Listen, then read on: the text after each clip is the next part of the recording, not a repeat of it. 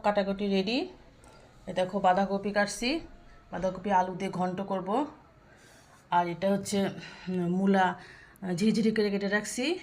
Müller যে কালো জিরা দিয়ে, কালো জিরে ফোড়ন দিয়ে, শুকনো লঙ্কা কালো জিরে ফোড়ন দিয়ে এই মূলা ভাজিটা করবো। মূলা আমি আগে কখনোই খেতাম না, এই সিলেটে আসার পর থেকে মূলা খাওয়া শিখছি। সিলেটিরা প্রচণ্ড মূলা ভালোবাসে, তো ওরা মাছ দিয়ে খায়। তা আমি এখন অত পর্যন্ত যেতে পারিনি, আমি ভাজিতেই ঠেকে আসি, এটাই ঠিক আছে।